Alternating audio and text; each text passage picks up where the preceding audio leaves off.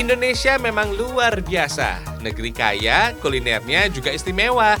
Kenalin ya, menu ini namanya lengko.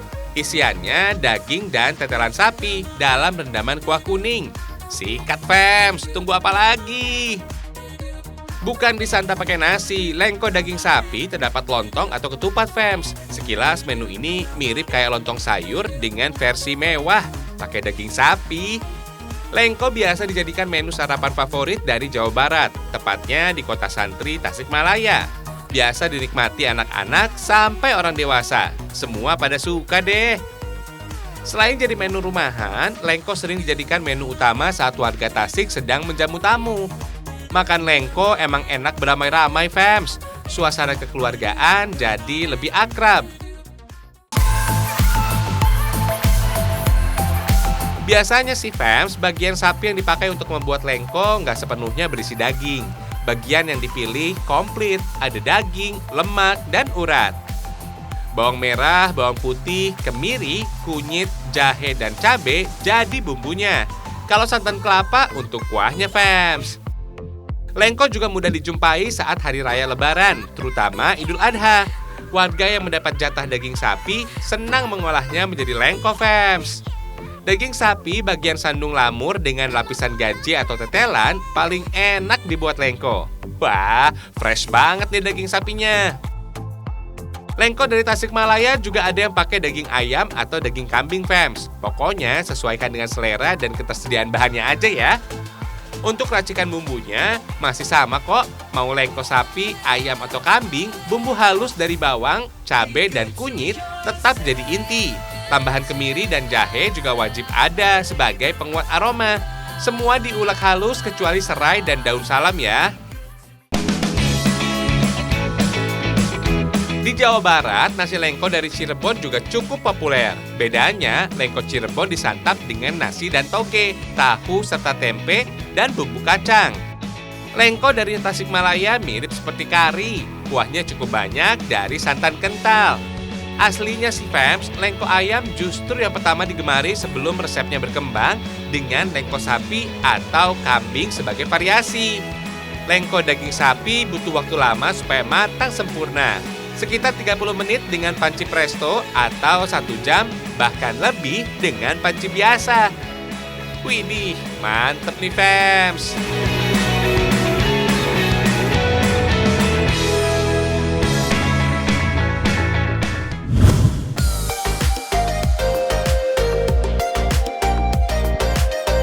Buat yang gak suka pedas, banyak-banyakin sabar ya, Fems. Sajian eksotis ini spesial buat para penggila kuliner penuh cabai. Namanya gurame rica-rica.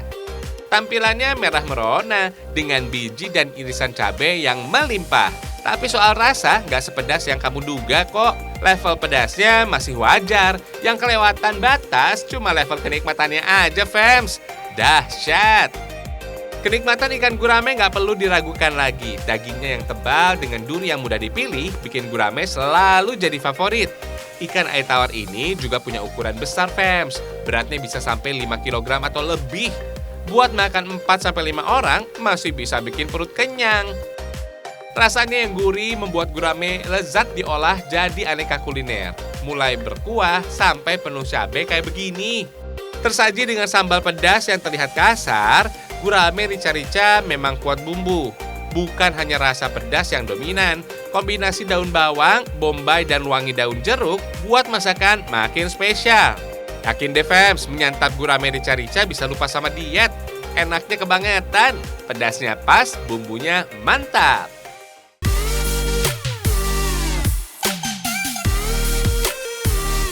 Oh iya, gurame rica-rica adalah menu andalan dari Kampung Ikan di Sukabumi, Jawa Barat.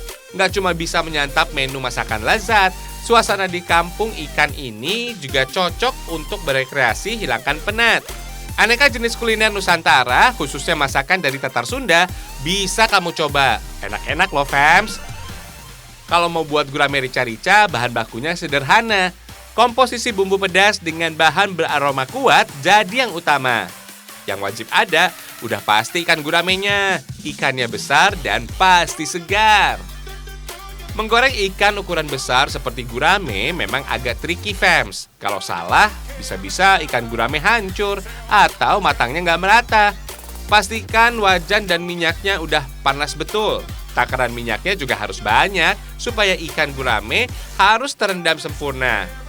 Dengan api sedang, ikan jangan sering dibolak-balik. Cukup disiram-siram minyak aja. Kalau begini, ikan jadi garing di luar dan tetap lembut di dalamnya. Sisakan sedikit minyak bekas menggoreng ikan untuk memasak bumbu. Bawang bombay, irisan cabai merah, dan cabai hijau keriting nggak perlu dihaluskan. Irisan daun jeruk dan bawang daun juga sengaja diberi takaran banyak supaya lebih wangi.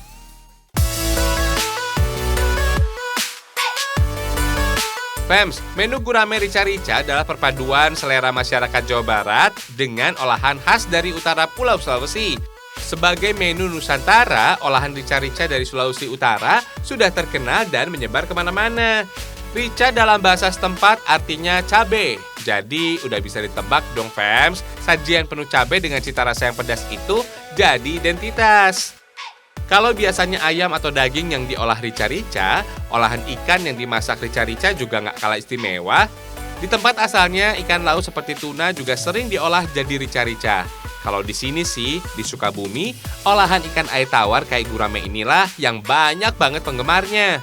Yakin deh, fams, menu ini pasti kalian suka. Gurame yang kering digoreng jadi sedikit basah dalam rendaman bumbu pedas rica-rica. Aromanya menggoda, rasanya so pasti istimewa. Kalau bumbu rica sudah mendidih, gurame rica-rica dari kampung ikan Sukabumi siap untuk disajikan.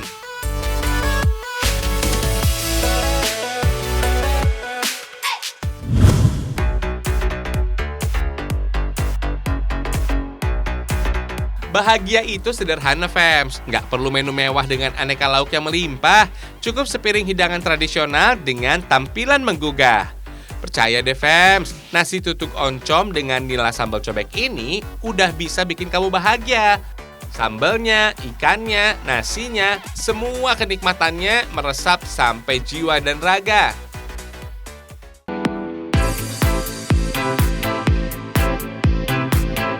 Kita buat nasi tutuk oncom dulu yuk, fams. Bahan bakunya udah pasti ada oncom dan juga nasi. Kencur, cabai, bawang merah, dan bawang putih juga wajib ada.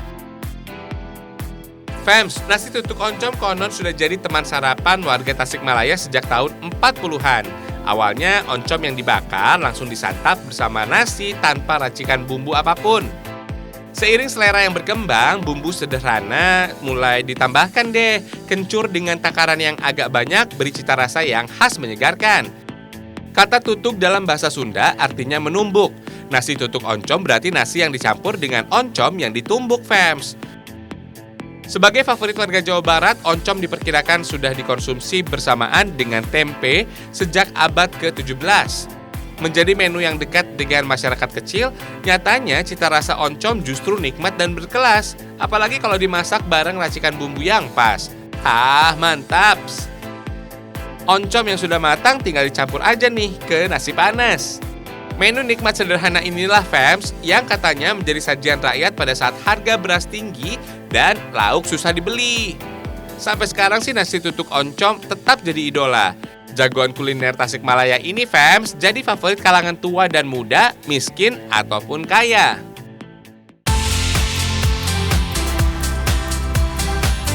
Sekarang kita bikin ikan nila sambal cobek, fams. Kelezatan olahan ikan nila dari Pasir Pattaya Tasikmalaya bukan rahasia. Dimasak dengan pedasnya sambal cobek, jadi nikmat yang luar biasa. Ikan nila adalah jenis ikan konsumsi air tawar. Sebagai hewan pemakan segala di habitat aslinya, ikan nila mudah dibudidaya. Ikan ini jadi sumber protein hewani yang lezat dan murah, fams. Mengandung asam lemak omega 3 dan 6, jadikan ikan nila baik dikonsumsi anak untuk pertumbuhan otak.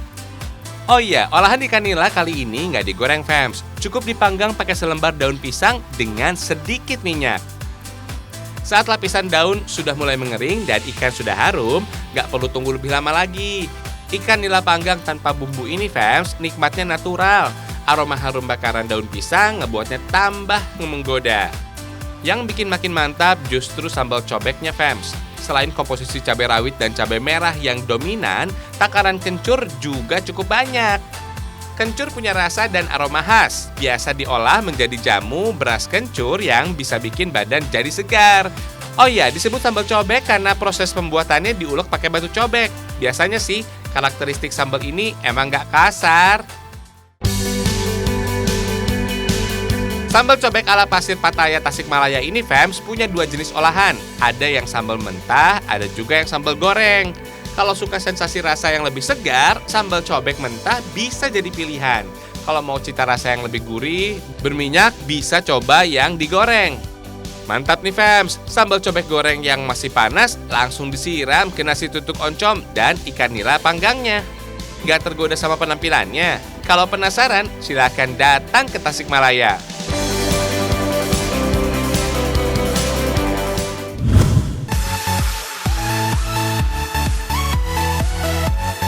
Aduh, si Neng kesian banget makan sendirian. Mau sendirian atau bareng pasangan, selama ada ulen ketan, suasana jadi menyenangkan. Kenalin fams, ini ulen ketan babe, terinspirasi dari jajanan jadul, dengan wajah dan selera ala zaman sekarang. Ulen atau uli yang biasa tersaji basah atau dibakar, kini tampil beda, dengan isian yang menggoda. Kalau yang ini isi ayam suwir pedas fams, mirip-mirip lemper gitu sih, tapi cita rasanya lebih dahsyat. Tekstur dan kenikmatannya jauh lebih komplit. Lapisan luar yang crunchy berlapis tepung panir melengkapi lembutnya ketan dengan isian lezat kebangetan. Disantap sambil santai dan minum teh cocok banget deh. Untuk hasilkan ulen yang lezat, beras ketan kualitas baik jadi pilihan. Parutan kelapa usia sedang juga harus disiapkan. Jangan lupa olahan ayam pedas dan ayam original sebagai isiannya. Secara tampilan fams, beras ketan terlihat lebih putih dibanding beras nasi biasa. Ada juga sih jenis beras ketan hitam yang juga cukup digemari. Tapi untuk diolah menjadi ulen, beras ketan putihlah yang dipakai. Untuk menghasilkan ulen ketan dengan tekstur lembut kenyal yang sempurna, proses di awal menjadi cukup penting. Setelah bersih, rendam beras ketan dengan air matang. Biasanya sih setengah sampai 4 jam udah cukup. Tapi kalau mau sehari semalam direndam, hasilnya bisa lebih baik. Berawal sejak masa pandemi COVID-19 di pertengahan tahun 2000 ini fams, usaha rumahan ulen ketan babe mulai dijalankan. Sebagai penganan legendaris dari Tatar Sunda, resep untuk ngebuat ulen bukan rahasia. Beras petani bisa dimatangkan dengan rice cooker atau dikukus aja. Oh iya, siapkan racikan air garam untuk memberi sentuhan gurih pada beras ketan. Gak perlu bumbu yang berlebihan, tekstur dan rasa beras ketan original udah cukup enak kok fams. Beras ketan setengah matang ini fams, lanjut dicampur dengan parutan kelapa. Kandungan lemak di dalamnya bikin ulen ketan makin mantap cita rasanya. Kalau sudah, lanjut dikukus sampai matang fams, sekitar 30 menit. Dalam Kamus Besar Bahasa Indonesia, ulen atau menguleni artinya melumatkan adonan makanan pakai tangan. Begitu pula dengan beras ketannya fams. Dalam Kamus Besar Bahasa Indonesia, ulen atau menguleni artinya melumatkan adonan makanan pakai tangan. Begitu juga dengan beras ketannya fams. Dalam kondisi yang baru matang, beras ketan harus segera dilumatkan. Ditumbuk sampai halus. Harus cepat-cepat ya fams, kalau beras ketannya keburu dingin jadi kurang halus. Oh iya, ada 5 variasi isi untuk ulen ketan. Mulai dari yang gurih sampai yang manis juga ada. Kalau yang ini nih, isi ayam suwir pedas dan ayam suwir original. Kalau baru seumur jagung, ulen ketan babe ini fams bisa jadi oleh-oleh yang recommended banget dari Sukabumi, Jawa Barat. Harganya murah meriah, sebanding deh dengan rasa nikmat dan isiannya yang padat. Setelah terbalut tepung panir, ulen ketan dari Sukabumi ini tinggal digoreng aja. Kalau sudah matang, hasilnya jadi cantik banget nih fams. Beneran deh, ini enak banget. Ulen ketan babe dari Sukabumi, Jawa Barat.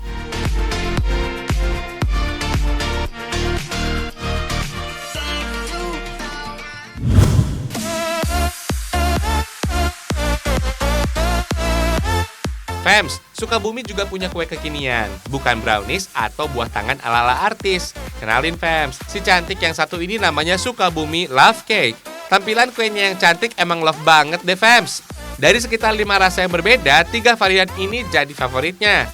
Ada rasa matcha atau green tea, coklat, dan nougat. Mantap! Sukabumi Love Cake adalah oleh-oleh wajib yang recommended banget dari kota Sukabumi, Jawa Barat. Bukan sekedar jajanan yang mementingkan penampilan aja, kelezatan kue ini juga jadi jaminan. Lapisan sponge cake-nya lembut dan tebal, tapi nggak bikin seret. Topping aneka rasa di atasnya juga nggak pelit, fams. Ada kacang-kacangan gitu deh, manis, gurih, dan lembut, semua jadi satu.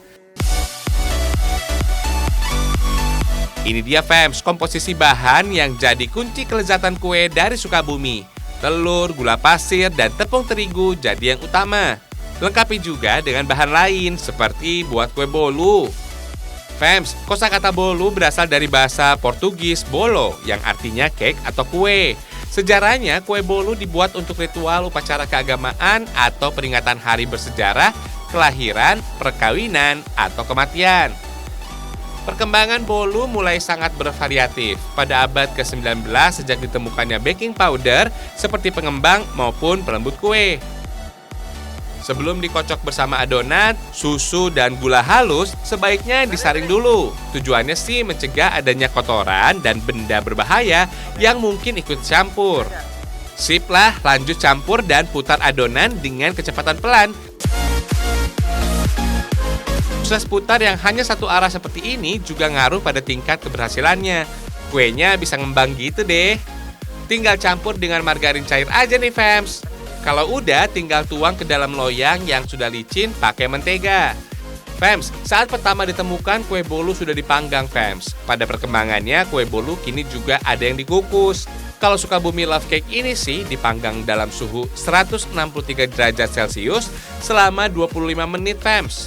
Sip lah, dasar untuk kuenya sudah jadi. Tinggal dikasih topping aneka rasa aja nih, fams. Green tea jadi salah satu favoritnya, fams. Pas mau dibuat sih, masih lumer-lumer gitu ya, fams. Saat toppingnya sudah membeku, cita rasanya jadi lebih enak kok, fams. Best sellernya sih ada yang rasa nougat karamel ini, fams. Dasar kuenya juga lebih otentik. Manis-manis gula merah gitu deh. Yang pasti enak banget, fams.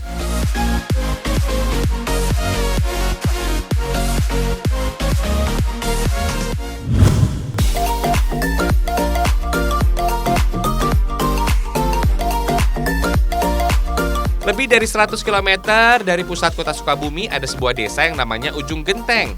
Desa ini terletak di Kecamatan Ciracap, Kabupaten Sukabumi, Jawa Barat. Wilayah ini, fams, yang sejak lama menjadi salah satu daya tarik wisata alam kalau ke Sukabumi. Sejumlah pantai yang eksotis dengan karakteristik yang beragam selalu menarik buat dijelajahi. Suasana alami pedesaan ala pesisir jadi pemandangan yang gak bisa kamu dapatkan di ibu kota, fams. Deretan perahu nelayan yang bersandar eksotis buat dipandang, apalagi pemandangan ombak ala pantai selatan Pulau Jawa. Meskipun ganas mendebarkan, tapi indah dipandang mata. Buat kamu yang ingin mencari hiburan atau lari dari kebosanan, datang aja ke Pantai Ujung Genteng. Pantainya cantik, airnya juga bening, udaranya yang bersih, jauh dari bising perkotaan. Segar. Selama masih sopan dan jaga kelakuan, mau teriak, lari-lari, bahkan muter-muter gak jelas, suka-suka kalian deh. Hihihi. Yang penting happy, fams. Namanya juga liburan, tujuannya mencari kesenangan juga hiburan. Bonusnya sih, foto-foto dengan view yang menawan. Nama Ujung Genteng katanya diambil dari kata ujung genting atau gunting, karena letaknya di sudut berbentuk bunting di barat Pulau Jawa. Wilayah ini berbatasan langsung dengan Samudra Hindia. Gak heran, deburan ombaknya cukup besar, fams.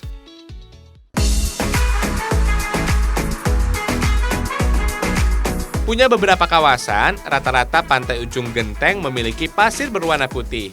Keindahan dan suasana alami yang ditampilkan membuat kawasan ini mendapat julukan mutiara tersembunyi dari para turis yang berkunjung. Asal tahu aja, fams, melihat laut dan indahnya pantai, mendengar deburan ombak, mencium khasnya aroma udara laut, dan merasakan ketenangan di pinggir pantai menjadi terapi relaksasi terbaik bagi tubuh kita loh.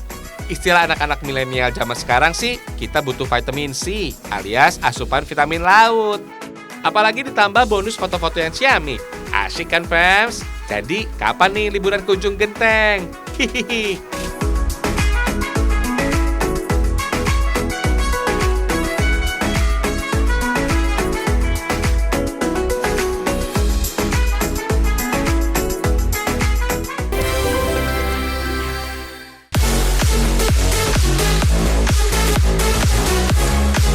gitu deh fams, apapun semua tentang kamu bisa jadi penambah semangat. Mulai dari selera kulinermu sampai tempat wisata favoritmu bisa bikin semangat. Indonesia gitu loh. Ragam Indonesia, satu Indonesianya, berjuta kekayaannya. Sampai jumpa.